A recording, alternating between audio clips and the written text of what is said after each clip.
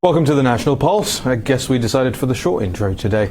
It is Friday, of course it is 9/11 as well, and I just wanted to open by talking a little bit about my memories when I was 15 years old across the Atlantic of 9/11. Getting home that day after school and hearing for the first time on my way home about what had happened in a place that I had just been to the previous year. Had stood at the top of the World Trade Center on a family vacation, and appreciated everything in terms of the marvel of engineering, the incredible marvel, no matter what you think of it, that is New York City from a cultural standpoint, from a city standpoint, and from being the financial hub of the Western world. And it was incredibly life-changing, altering for me to see that taking place. It was that moment really that played very much into my future, who I became, especially after a couple of years and I was at university and encountered an Islamic society meeting at my university, University of Westminster, where some of the more radical Islamists who were in attendance at that meeting were seen to be cheering and clapping at the scenes of 9/11. That was the moment for me when I was at university. Then I decided to do something about the radical Islamic terror threat that we face in the Western world. Went on to found organizations that were dedicated to tackling jihadist terrorism, whether it was on university campuses or elsewhere. And then also going on to write a book, No-Go Zones, which came out in 2017, where I traveled to all of these different ghettos across Europe so that I could report on what was taking place in these areas and how radical imams were preaching hatred and violence. And of course, before that, we had heard that no-go zones weren't a thing, they didn't exist, they were just a figment in the imagination of far-right commentators such as myself, but I showed in a book with citations and with evidence, statistics, interviews from real people, law enforcement people, politicians from all over Europe, that they absolutely were a thing. That book, I think, really changed what had happened in that discussion. We no longer heard from Western politicians claiming that no-go zones weren't a thing. And Angela Merkel herself, the Chancellor of Germany, who let so many migrants in 2015, actually accepted that these areas exist. So there's a very small part of my history and how 9/11 affected me and changed my life and the way I saw the world and my career trajectory. So I just thought I'd share that with you. We are obviously here live in Washington, D.C. today, but we'll be taking you across the country as well for a very special interview, a world-exclusive interview, with a man who's running one of the most extraordinary websites out there at the moment. It's called citizenfreepress.com. And the man behind the site, I don't think has ever really given a live interview before down the line. That's why I think we can make the claim that it's a world exclusive in that sense. But he's really built a Drudge-beating website. Now, the Drudge Report has been just a mainstay for political people in Washington, D.C. and beyond for so many years. But it has kind of fallen from grace in the last 6 months or so. It's certainly fallen in the president's mind. It's certainly fallen in a lot of conservatives' minds. And the question is, what has happened to Matt Drudge? Well, we'll be asking Kane, who's the founder of Citizen Free Press and one of the leading competitors, if not the leading competitor. But first, I want to go to Natalie Winters here in studio to talk about, we have some extraordinary bombshell information that's coming out. I think we'll probably get it out about Monday or Tuesday, about this thing that we've been talking about for so long, the Transition Integrity Project. This goes way higher than we first thought and than what many people out there will think.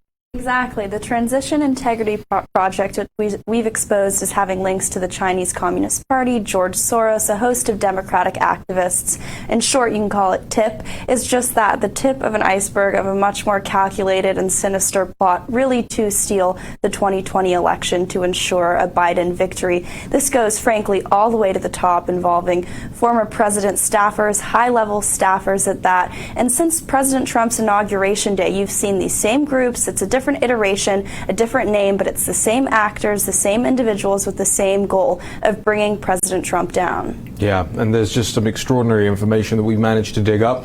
We're going to be going through it this weekend, making sure that we're dotting our I's and crossing our T's and making sure that everything is correct in the story, as is the audience will know by now, we pride ourselves on getting things right, but digging up and investigating things that nobody else wants to report on. And we do that at the National Pulse. And I'm really grateful for all the people out there who support the National Pulse. We will be reading, as we always do, from a list of our new supporters in the last block of this show this hour. So make sure you stay tuned for that. If you want to be on that list, you go to thenationalpulse.com/support to help support our investigative work. And you can go to the URL fundrealnews.com. As you can see, if we get a wide shot of Natalie's laptop there, you can see on the front of Natalie's laptop, fundrealnews.com, and you actually get one of those bumper stickers when you join up as well. Natalie, just before we go to a break, and then we're going to bring Kane on from the Citizen Free Press website, this Transition Integrity Project story, the thing that struck me about these forms that we've gone through and a lot of these documents that we're finding is that actually it comes back to the same people who right at the beginning of the Trump administration and even before the Trump administration were spying on the next president of the United States. And I think that this is really going to bring TIP down. Exactly. As you always like to quote Steve Bannon, they're not just going to hand over the keys to the kingdom. They're not going to let President Trump enact the policies he wants to, or really even have a second term if it's up to them. But I really think it's a testament to the fact that President Trump has been so successful that they know they have to raise the stakes, They have to wage real, calculated political warfare, undermine President Trump. As you said, we've been going through lawsuits and IRS filings, a host of documents which will really corroborate everything that we've been on and reporting since at least 2 months ago. Right, exactly. And this is everything right now, as far as I'm concerned. The people who are involved in this, given the level to which this goes, and we can't tell you everything right now, ladies and gentlemen, but we will be telling you over the next couple of days just how high this goes in the food chain, in the Democratic food chain here in Washington, D.C. and beyond. You may not be shocked, given some of the names involved, but you will certainly be appalled, and it will certainly heap up pressure on the national media to accurately report what the Transition Integrity Project is, because they like to say it's non-partisan or it's bipartisan. It's neither of those two things. It is a hard, and we have the receipts. So stay tuned for thenationalpulse.com over the course of this weekend and early into next week.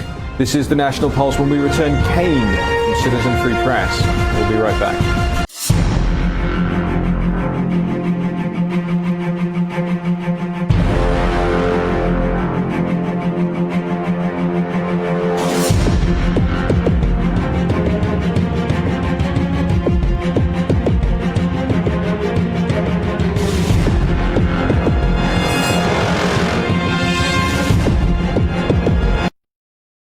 Welcome back to the National Pulse. I'm Raheem Kassam, editor-in-chief of thenationalpulse.com.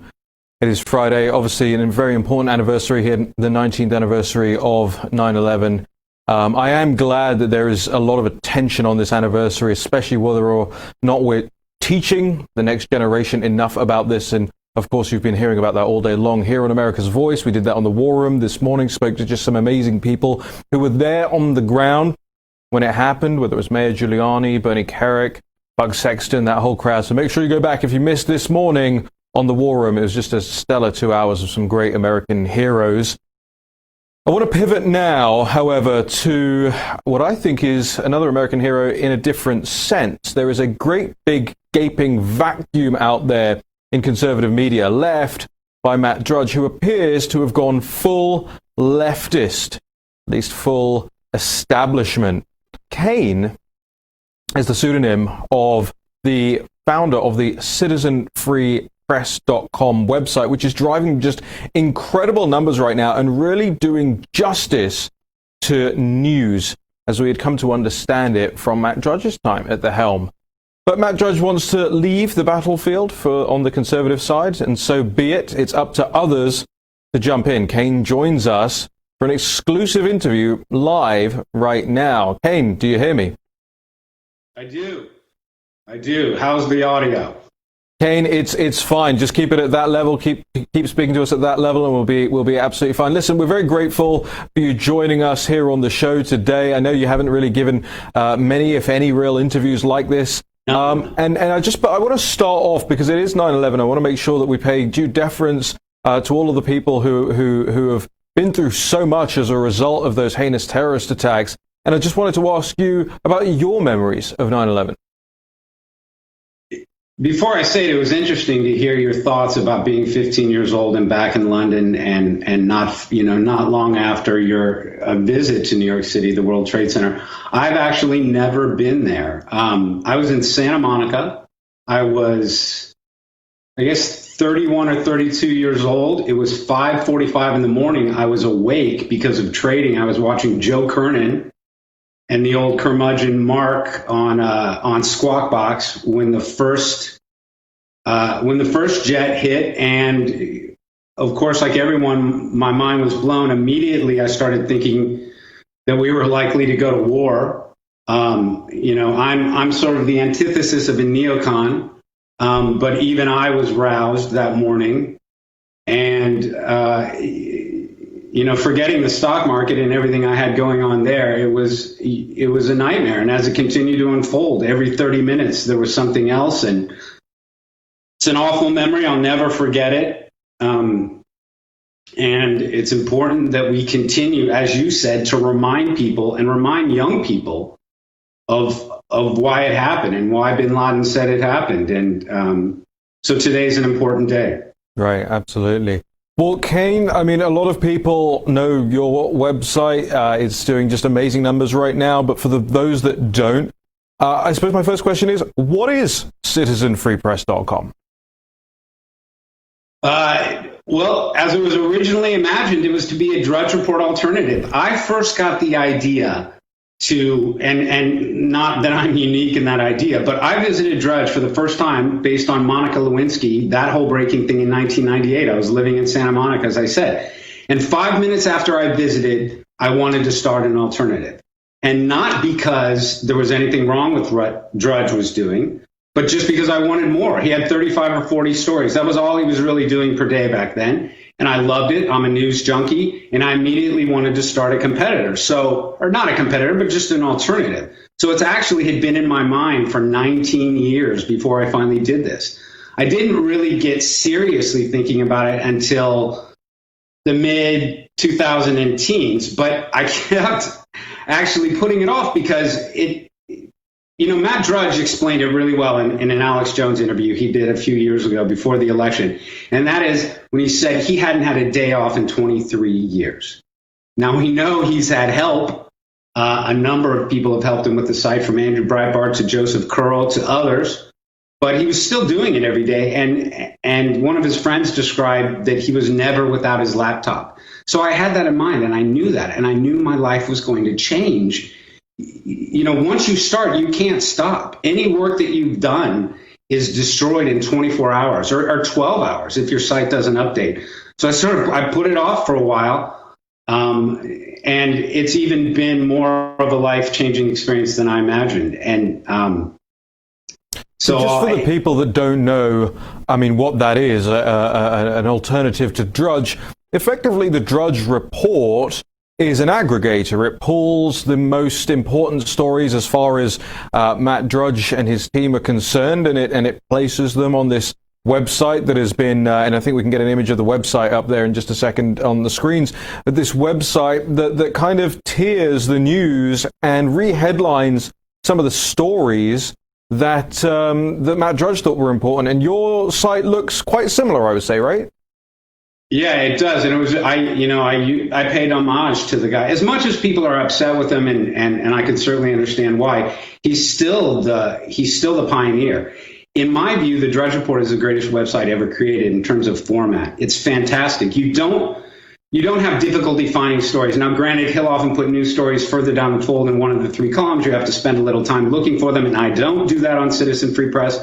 But you're exactly right. It's an aggregator. Matt just chose the 35 or 40 stories a day that he liked the most, and he posted them. And so, one of the things about Citizen Free Press, though, is it's completely counterculture, as people will realize if they visit. You have to scroll down, depending upon the day and how far behind I am, scroll down between 100 to sometimes 200, 225 links before you even find the logo for the website.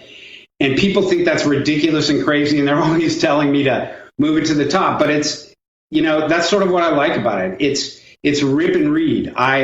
Everything new comes right at the very top of the site, so people don't really even have to scroll down too far. Now, and I'll add one sort of difference that between Citizen Free Press and Drudge is mine is more of a hybrid site. He does 40, 50 stories a day. I try to do 100.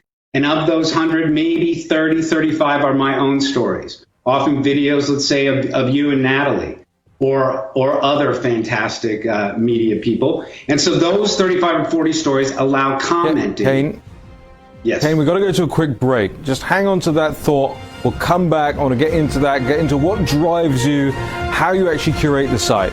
We'll be right back.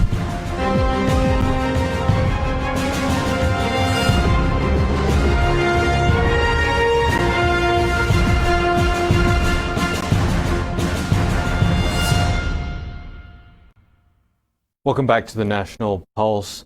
Here on America's Voice, our guest for this show is a man that goes by the name of Kane. Now, Kane, as you probably heard in the last couple of blocks, but if you're just joining us, I'll recap, set up a new website just a couple of years ago called citizenfreepress.com, and it looks a lot like the Drudge Report being a staple of both left and right-wing and centrists and non-political people even who just try to follow the news on a day-to-day basis.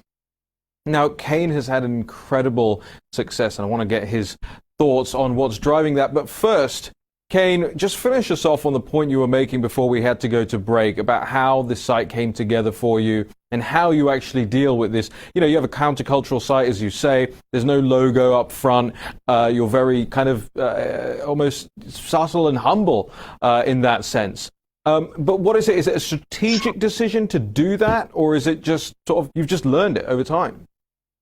It's probably a little bit of both, but more learning over time. I didn't plan to hide the logo for the site, for example, and I didn't even plan to do my own stories in any way. I was just going to copy Drudge completely, but do more, maybe do 75 to 100 links compared to his 50, and have them be better links. But I'll give you a quick bit of background. So since I explained how this evolved in my head over 20 years, none of it had to do with Drudge failing, right? And so when I actually launched on May 1st of 2017, that was right around the time that Robert Mueller was appointed. And you could start to see the change in Drudge starting in February, March, April, a little bit. And he was turning, he was still on Trump's side, but he was turning against him. So when I launched, there wasn't this huge backlash against Drudge. But I'll give you a quick idea of the launch. It took 4 months until I had 1,000 daily readers. So that's 4 months every single day sitting in this chair. At that point, it was probably 12 hours a day, and there were 150 people reading. It was insane, and it didn't matter. I had to get up every day and do it regardless. And slowly, it took 4 months. I got to 1,000. After five more months, I was at 6,000 or 7,000. A quick little story: I went to Matt Drudge's internet advertising firm, Intermarkets, with 1.5 million page views. Super cocky. Told the woman who ran the place that I was going to be her second biggest site within 6 months. And she laughed at me and they said no. And it's funny because now that was with 1.5 million page views a month. And now in September, I'm probably going to do 60 million. Wow. And Intermarkets would love the business and they probably won't get a shot at it. Wow. Because I will actually have some advertising at some point. So to quickly explain how that, how does a site go from 6,000 readers to now I've got about 108,000. Here's the thing. You asked if I did it on purpose. This is the part I did. There is no Facebook page. My Twitter page is an afterthought. My stories get tweeted automatically when I post them, but I don't really spend any time on Twitter. There's no email. There's no way for anyone to contact me, and that's on purpose. I eliminated all of, and the reason for no Facebook and no Twitter is, of course, don't let anyone else have control of your traffic. I wanted people to come directly to my homepage, and that's essentially how it works. Of the 180,000 hardcore readers, and these are the people who make up the site, not me. It's my readers. But of that 180,000, 97% come directly to the homepage every day. I don't get traffic from Facebook other than my readers sharing occasional stories there. And that's worked out to be great because since they come to my homepage, they see it's a homepage unlike any other they've probably ever seen. and it tends to sort of breed an addiction to the site. I update from 10:30 in the morning until, if people really want to know the truth, I didn't log off until 6:05 a.m. this morning. I got 4 hours sleep. That's pretty normal for me, Monday through Friday, finishing sometime 4 to 6 a.m. This is why I never hear back from you when I DM you at 8 a.m. That is correct. That is correct. When you and Steve and the gang and Jack are doing the great morning show on the War Room pandemic every day, I'm just waking up, and that's usually with 4 hours sleep. So essentially, what I do is stack links all day. I'm in this chair within how many browser windows do you have open at any one time? About 75. Well, not browser windows, tabs. Tabs. I will die. On my gravestone, it'll say he died with 55 tabs open. It would be a lot more by then. Yeah. Kane, I want to get into this Drudge thing that's out there, because people don't seem to have a clear understanding of what's happened here. They're kind of hoping, I know there's a lot of the audience out there hoping that there's some genius move behind all of this, and that Matt Drudge is tricking people into thinking that he's left to the side of the good and the righteous. But actually, people are getting, increasingly peeved by the way he treats this president and treats the movement that made Matt Drudge so large a website. So what has happened to Matt Drudge in your opinion? Well, first of all, and this is going to upset a lot of people, Matt Drudge has not sold his website. I have a bookmark file on Drudge going back 15 years, and it's got about 150 articles in it. Drudge is a libertarian. He was never an out-and-out conservative. He, as people know, if they pay attention, he supported Obama in 2008. He used to have actually some infights with Andrew Breitbart, which I picked up from the book, that Breitbart would post very negative stuff about Obama, and then during his shift, and when Matt would take it up, he would delete those stories, apparently, that Breitbart had posted. So they had a little bit of battle. So Drudge is a complicated guy, but he obviously was in Trump's corner, and he's no longer there. And I simply think, there's a lot of theories of why. But I think to a certain extent, Matt has developed a huge number of mainstream media friends over the last 20 years, and he's guilty of some virtue signaling. None of us are. Go ahead. You had a thought on that? No, I'm just it's interesting, but I wanted to understand: has that been happening to you? Have people in the media been reaching out to you and trying to curate a friendship with you? Yeah, it does, and it's fantastic, and it's something that I didn't expect at all. Having started the site with no way for people to contact me, no email address, I knew that people, once I got big enough and I was driving enough traffic to certain authors and certain websites, that people would probably try to find me, but I didn't really know how, and I just let it happen naturally. And I'll say I want to give a shout out to the great Paul Bedard of Washington Examiner. He was the first. He recognized the greatness of the Citizen Free Press headline stacking system. And he found me on Twitter, and I just happened to be checking my followers, and I followed him back. And so, was I the second or the third, or you were very close? Okay. And I have, you're one of the. We have a top very 5, interesting top 10. We have a very interesting back and forth. Kate, we got to go to a quick break, but let's hold that thought. We'll talk about my reaction when we get back. Absolutely. All right. This is Kane from CitizenFreePress.com. We'll be right back with more National Pulse in just a second.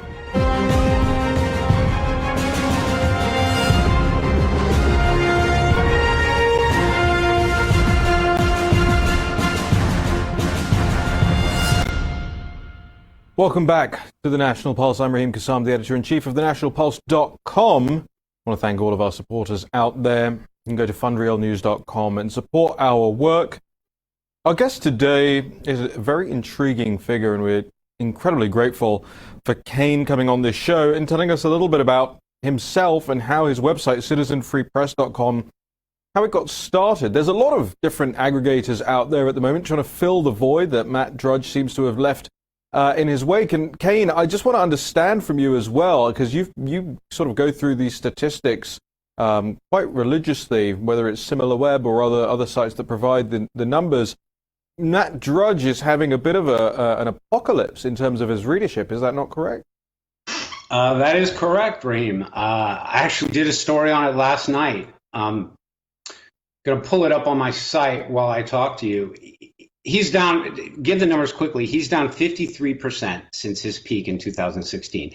As any regular Drudge reader remembers, in 2016, he used to have a headline every 30 days, and it was the same headline, and it was, "Thanks a billion." And it was always a link to his Quantcast page or another page that showed that he was doing a billion page views per month. As I show in this story, and I have this, his graphs, he's at 475 million. So he's down 53% since the height of 2016. And as any sort of political traffic junkie would know, traffic should be going up headed into November. Drudge should be gaining numbers here in July, August, September, Absolutely. October. He's not. He's hemorrhaging numbers. And if you want to know, that's page views, 475 million a month. Let's talk unique visitors. He was doing 3.5. So in 2016, 3.5 million people were showing up at his site every day, and they were coming twice a day. I've been checking Matt's numbers every week for 12 years. I'm a traffic geek, you could say. So they were coming twice a day, 3.5 million. Now he's got 1.7 million. So it's gone. It's half gone. And I would imagine of that 1.7 million, probably 500,000 are progressives. There are. Go ahead. Yeah, no, I'm agreeing with you. I am concerned that we're pressed for time here as well. I told you it would go faster than you think it would. I want to get into this book that's come out, this Matt Leshak book. I think we can get the image on screen of the Drudge Revolution book. And you mentioned that you sort of alluded to it earlier on. People are fascinated by the character, this person, and what he's done and what he's built. But I think they're also interested in these other sites that are popping up, like yours, like Citizen Free Press. And before we got to the break, we were talking about how people are kind of reaching out to you, how different journalists are reaching out to you. I just want to let you finish that thought as well before I want to get on to, who Drudge has got helping him on the site now and how that affects what he publishes. Right. Well, I want to tell the story of how I met you. Like, imagine I'm working hard. I'm doing this every day. I check my Twitter followers, and there's Raheem Kassam. Now, you and I had never spoken, but I knew all about you because of Breitbart London. You had a pretty decent name factor, but to be honest, I knew nothing about your past. So I immediately checked Wiki and was blown away.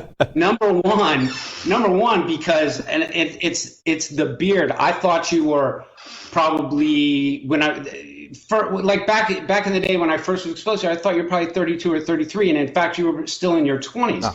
And when you check the Wiki, you find out you ran for head, or you can correct me where I'm wrong here, but head of the UK Independence Party with Nigel. You ended up being his top advisor. You have all this political experience. You wrote the No-Go Zones book, which is fantastic. And, I hate getting compliments, so I know you do too, but you do the job at National Polls as a TV guy with a producer in your ear. I know this from my time with CNN Moneyline and Lou Dobbs and Stuart Varney. It isn't easy, and you do it. So I was blown away, super happy, stoked, of course, Raheem Kassam. So we just started talking, and we found out we had similar personalities, both pretty sarcastic, and we've built a friendship. Now I'll quickly mention a few others. It's 20. There's 20 journalists who send me stuff every day. I'm not going to mention their names. They're fantastic conservative journalists, and I'm super happy to support their work. I think that's one of the important things that I do. And Natalie, one of them, sitting right next to you. I think she's sitting right next to you, or somewhere around there. Yes, she is. Natalie Winters, who does fantastic work on the National Polls. So go ahead with your next question. Yeah, and I think this is only going to get more and more for you in terms of responsibility and the weight of all of this. You don't sleep very much. You say that yourself, and these things can take a toll. But you have a background in media. You kind of alluded to it right there. Is that something that you'd be willing to share? Yeah, sure. I wanted to be a sports broadcaster, Raheem. That's what I wanted. I figured when I was 12 or so. And I was studying abroad, my third year of college from the University of Virginia. I was studying abroad in Granada, Spain in 1987, typing a resume on a typewriter to send to the intern coordinator in Washington, D.C. And check this out. That guy, and I can't remember his first name, his last name was Levin. He had been a hostage in Beirut for 3 years. He was an AP reporter, or maybe he was working for CNN. So when he finally got free, they put him in charge of the intern program at the Washington, D.C. office of CNN in 1987. And the thing you have to remember about CNN in 1987 is it was brand new. Maybe Right. it existed 2 years. And it was the summer of Oliver North and Iran-Contra, when Reagan didn't remember everything, and there were 35 straight days of Democrat hearings on Oliver North. So it was a great summer to be there. Within an hour I'll just say this quickly, within an hour on my first day, I was running camera in studio. You don't get to do that at ABC, CBS, and NBC. Those are union jobs. But Ted Turner knew what he was doing, and he had these really, really aggressive internship programs. So that led to an offer. I worked a bit after college for CNN Moneyline and Lou Dobbs and Deborah Marchini and Stuart Varney.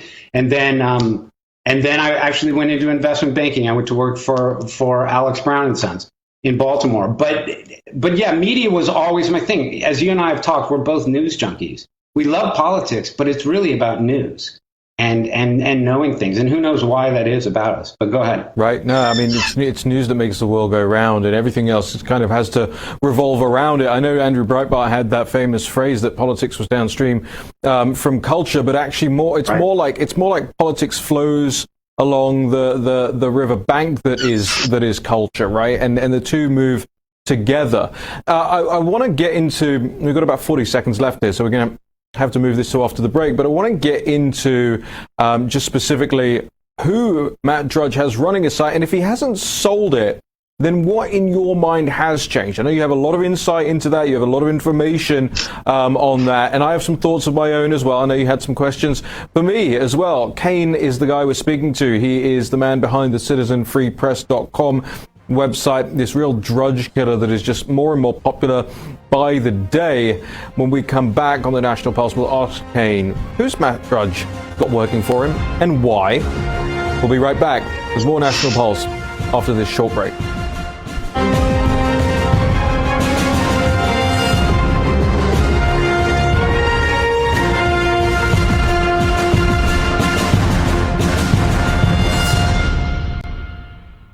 Well, there's only a few websites that I have up all day long on my laptop, and I have an auto refresh function on them.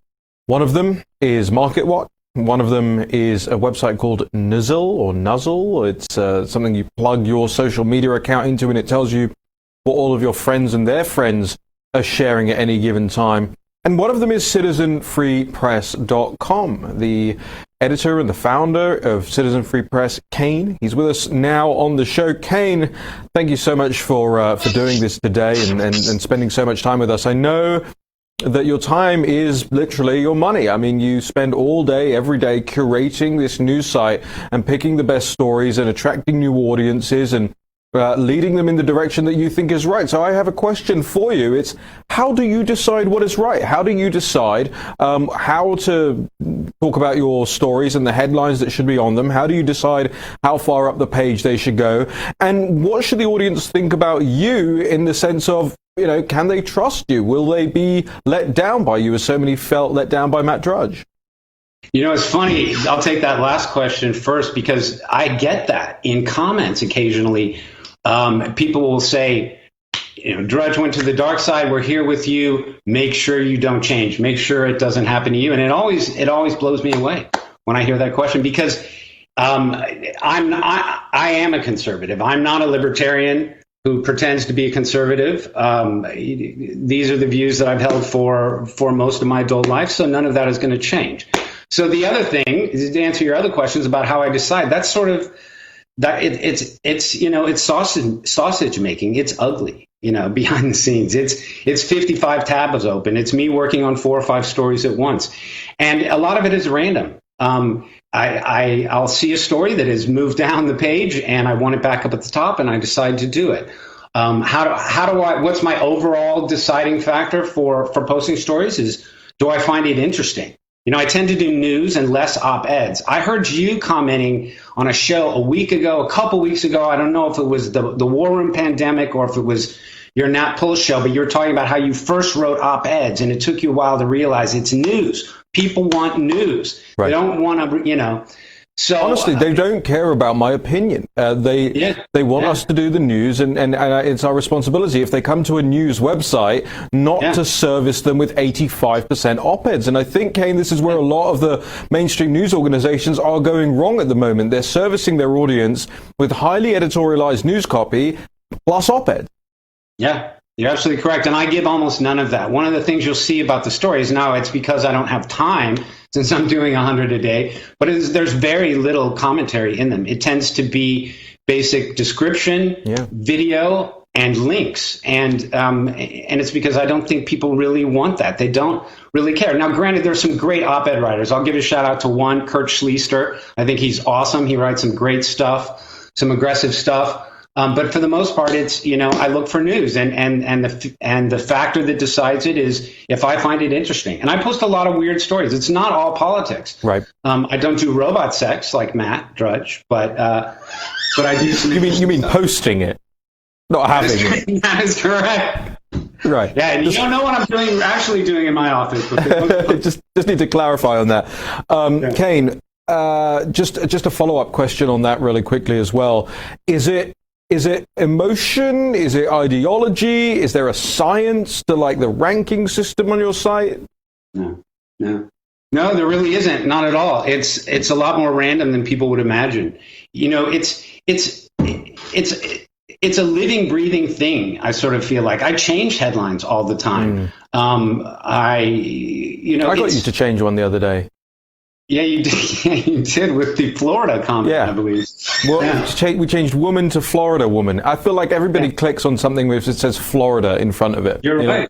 Right. Kane, we're pressed for time. I want to ask you, who does Matt Drudge have working for him now, and does it go some way to explaining the shift in the site's tone? I think so. His name is Daniel Harper, and you should be the one answering this question because you know him personally. I do not. I'll just say briefly, New York Post. And you tell the rest. You've told me he's a neocon. Let's hear about Daniel Harper. Well, as I told you before this interview, when we spoke on the phone in advance of this interview, a chap called Daniel Harper kind of sort of circulated around the same group that I used to hang out with some years ago now. It was down here at the Morton's Terrace downtown in Washington, D.C. And I don't know the guy. I may have had 2 conversations with him ever, but it was very clear that he came from a very specific philosophical, in an ideological background, much more neoconservative, linked with much more with sort of the old Weekly Standard and Washington Examiner, the Philip Anschutz, Bill Kristol side of things. And you tell me, because I certainly do see this, isn't that what Drudge looks more like every single day? Well, absolutely, especially if you're backing Biden, because if you back a Democrat in 2020, you're a neocon, or you can at least be, that case can be made. And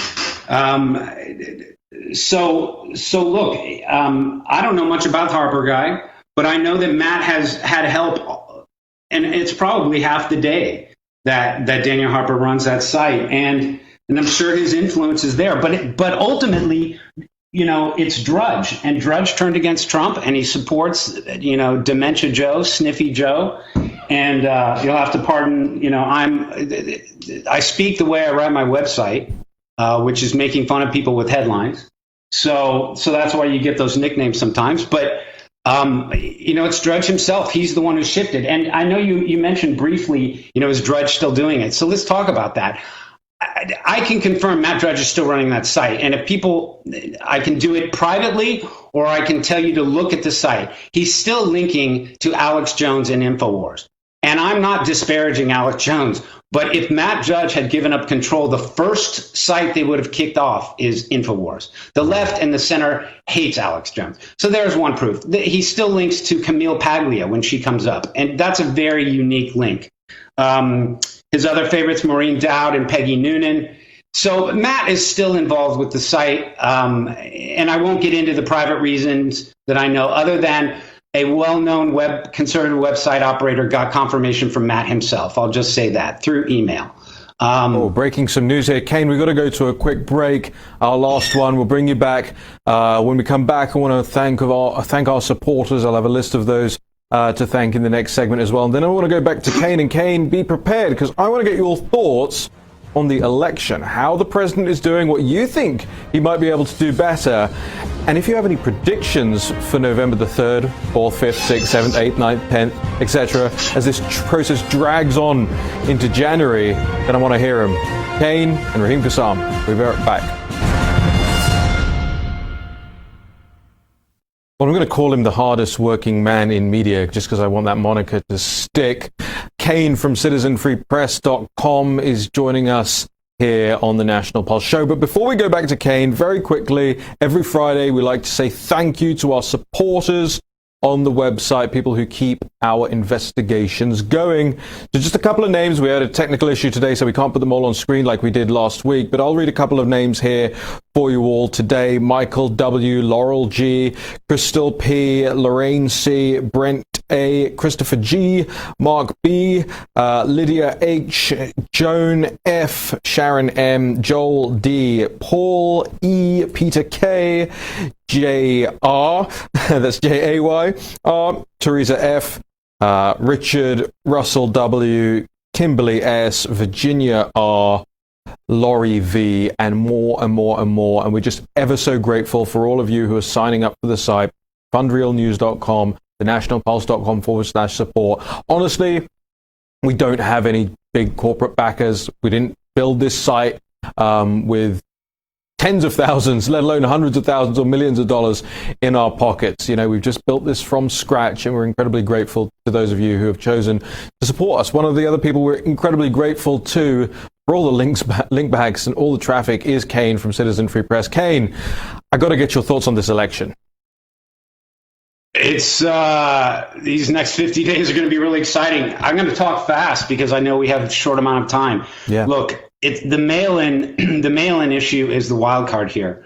If we weren't really looking at mail-in and it was just a turnout thing, I would say Trump squeaks by, just like 2016. Some combination of the Rust Belt, potentially throw in Minnesota in there. He's polling extremely well. In fact, a dead heat, according to some.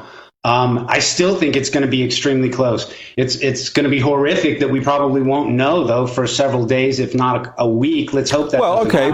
Here's a question for you, Kane. CNN won't make a call on the night. Drudge won't make a call on the night. The AP won't make a call on the night. Will Citizen Free Press make a call on the night? If the numbers warrant it, absolutely. I have no fear. Look, I also don't have any fear of being wrong. Everyone who reads my site knows that I'm honest, that I correct mistakes. So, yeah, if the numbers are there, I'll call it. Right, but I'm just saying, if there's a massive gaping chasm, a landslide for Trump in the Electoral College on election night, we're going to call it. The National Pulse is going to call it. Sure, absolutely. And I'll look at every state and look at the possibilities. And absolutely, I'll call it. There's no reason we should have to wait for complete, AP mainstream media confirmation. But getting back, well, go ahead. Yeah. You ask. I was going to say, who's got the momentum now in your eyes? You look at how many. It's Trump. Trump. I wouldn't have said so a month ago, but it's Trump now. Biden basement. That's hurting him. More and more polls are showing that people recognize dementia or some sort of cognitive loss. I think the debates are going to be the big thing for Trump. Huge number of my readers don't think debates are going to happen, but I do believe they will, because Biden will not be able to get away with chickening out. I think Trump has momentum, and I think it'll probably grow. I like how he's looking in Pennsylvania. I'm a little bit worried about Michigan and Wisconsin, and North Carolina scares me slightly, as does Florida. But I'm not worried about Georgia. I will admit Arizona is a little bit frightening. I wish we had a better candidate than Martha McSally. Nothing wrong with her, but she ought to, an existing senator in the state of Arizona ought to be able to pull it. So I'm going to pull back because I'm sure you've got another question. You're going to have an incredibly difficult job aggregating the news, especially. You're going to have an incredibly difficult job on the run-up to November the 3rd. But after November the 3rd, there's going to be a lot of lies out there. There'll be lies about ballot boxes. There'll be lies about mail-in votes. There'll be lies about intimidation at the polls. There'll be lies about who the rightful president is. That's a lot of weight. Just tell the audience once again, if they're just tuning in at the end of this, how many millions of viewers you get a month and what that's going to be like for somebody like you, that weight of responsibility. Yeah, I try to block that out. It's a good question, weight of responsibility, but I try to block that stuff out because it's just my job is too difficult and too busy to sort of think about things like that and think about outcomes. But I will say this, and I'll mention Axios because you did a fantastic article a couple of weeks ago, and then you and Natalie did a great little TV hit. You know, Axios took a shot at us, and the new numbers came out for August. Axios did 18 million page views in August. Citizen Free Press did 54 million. I want to say this. Axios was valued at $200 million in their most recent funding round. They have an annual payroll of 10 million. Citizen Free Press has no employees except me and has no payroll. We will end up dominating them. We're 3 times the traffic they have now. It'll be 5 times in 6 months. And I look forward to sort of, stomping on the grave of Axios. They called you fringe. They called you fringe. I know. And they don't even get near the amount of traffic you do. I mean, it's extraordinary. Just the hubris there. We've got about 2 minutes left, so I want to throw it open to you, Kane. What else should we know about you? What else should we know about the site? What should people be following, bookmarking? Just tell them everything. Okay, that's open-ended. I'll say this quickly. It is Citizen Free Press. And the only reason I say that is I get to see my search numbers every day, and a fourth of my audience believes it is citizens, and they actually type in. Now, luckily, Google, directs them to the right place. But Citizen Free Press, it's funny, we're going to have to do this again because I want to hear all about you and Andrew Breitbart, for example. That's one of the things I've written down. But I will say this about the site and why it's so different from all other sites. The average visit on Citizen Free Press, because of my incredible readers, and I want to give a shout out to the amazing hardcore readership of Citizen Free Press who come every day, multiple times a day. Well, the average visit is 18 minutes. You look up, don't want to pick on anyone. Let's just say Breitbart. The average time of visit on Breitbart is 2.5 minutes. 18 minutes on my site. So it's a completely different experience. I will add that, I can sort of see the clock ticking. I will add that again. I want to end it this way. Tell me about Andrew Breitbart. Tell me a couple stories until the clock runs out about Andrew Breitbart, please. And thank you for this awesome opportunity to talk to you. No, thank you, Kane. And I really want to make sure you come back. It's an open-ended invitation to you. I think the audience is going to get a big kick out of if you would come back every week and update us on where you think politics is, where you think the news is, where you think culture is, what's driving the site. I think that could be a real great mashup.